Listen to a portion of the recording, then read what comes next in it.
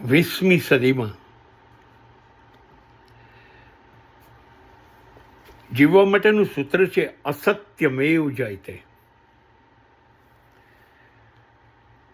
સત્યમેવ જયતે સૂત્ર નથી, એ સિદ્ધાંત છે, આદર્શ છે. સત્ય બોલીને જીવાતું નથી.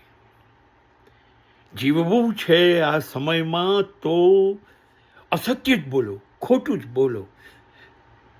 અને આપણે લગભગ ખોટું બોલવા ટેવાઈ ગયા છીએ. ખોટું બોલવાનું શ્વાસ જેટલું નિયમિત થઈ ગયું છે.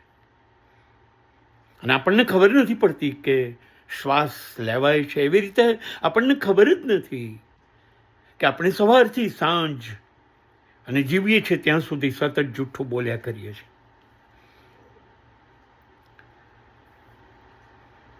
આપણે કેવી રીતે સાચું બોલીશું? સાચું બોલશો ને તો તમારા તમામ સંબંધો 24 કલાકથી વધારે નહીં ટકે. કોઈ સંબંધનું આયુષ્ય નહીં રહે જો સાચું બોલ્યા તો. જુઓ ને, રોજ કોઈ પૂછે છે કેમ છો ને, આપણે બિલકુલ જુઠ્ઠાની જેમ કહી દઈએ છીએ બહુ મજામાં. ખરેખર મજામાં છીએ.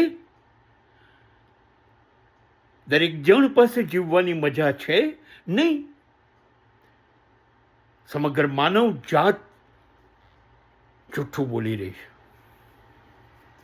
વાસ્તવિકતા કોઈ કહી નહીં શકે. આપણી તાકાત નથી.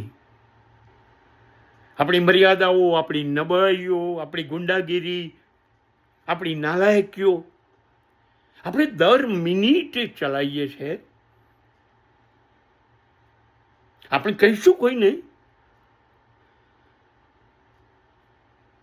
જો કહી દઈશું તો એ તમારો વિશ્વાસ કરશે,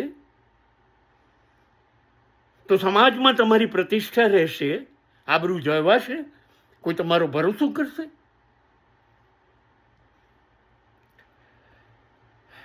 સમાજમાં દરેક વ્યક્તિ, મા બાપ અને સંતાનો, પતિ અને પત્ની અને બાળકો બધા જ એકબીજાને છેતરે છે. કોણ સાચું બોલે છે?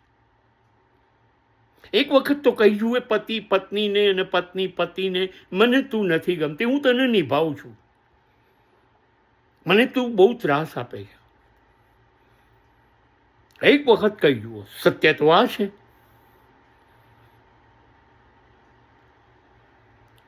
મા બાપને તમે કહી જુઓ, સંતાનોને તમે સાચું કહો, એ મિનિટે સંબંધો પૂરા થઈ જશે.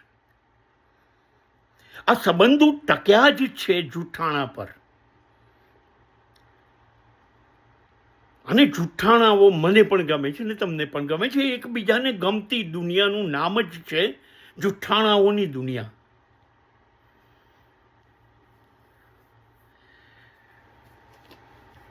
આપણે આપણી અંદર રહેલી નબળાઈ, હલકટાઈ, ગુંડાગીરી, નીચતા અંદર દાબી રાખીએ છીએ.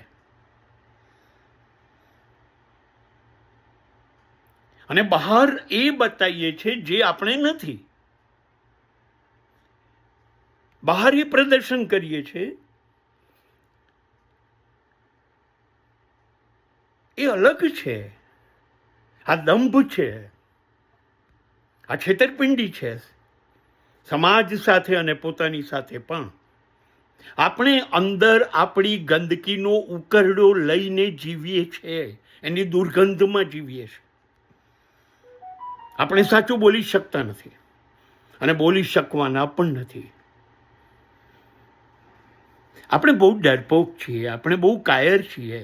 આપણી અંદર ક્યાં એટલી હિંમત છે કે આપણે બિલકુલ સત્ય કહી દઈએ, સાચા વિચારો જે આવે છે એ કોઈને રજૂ કરી દઈએ?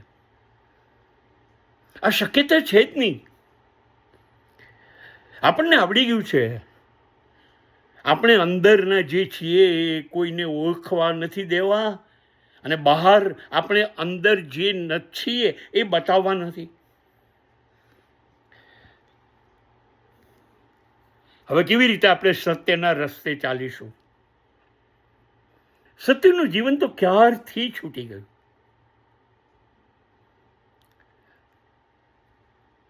લોકો કહે છે કે અસત્ય બોલશો તો નર્કમાં જશો. અરે અસત્ય બોલવાનું શરૂ કર્યું ત્યારથી નર્ક અહીંયા જ શરૂ થઈ ગયું. જીવતા જીવ નરકમાં જીવવા માંડ્યા. મર્યા પછી જવાશે કે નહીં કોણે જોયું? અહીંયા જ આપણે આપણું નર્ક બનાવી લીધું. બે ચહેરાથી જીવીએ છીએ, એક સાચો એક ખોટો. ખોટો દુનિયામાં બતાવીએ છીએ અને સાચો ચહેરો માત્ર આપણે જાણીએ છીએ. આપણું દર મિનિટે પતન થાય છે.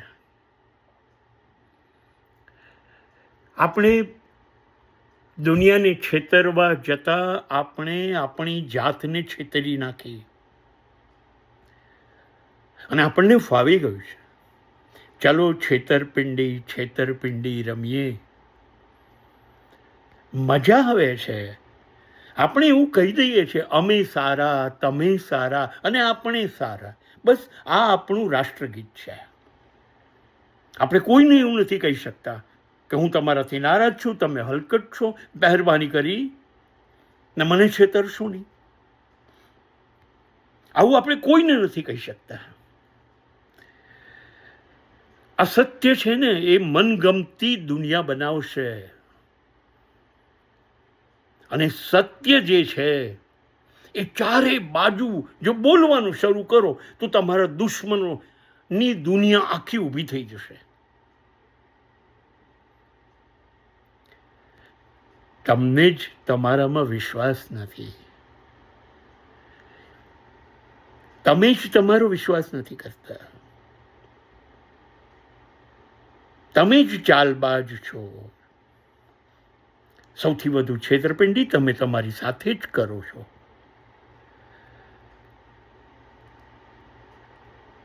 હવે આપણા માટે સુખના દરવાજા, શાંતિના દરવાજા, સત્યના દરવાજા, પુણ્યના દરવાજા, સહજતા, સરળતા, નિર્દોષતા, આ બધા દરવાજા કાયમ બંધ થઈ ગયા.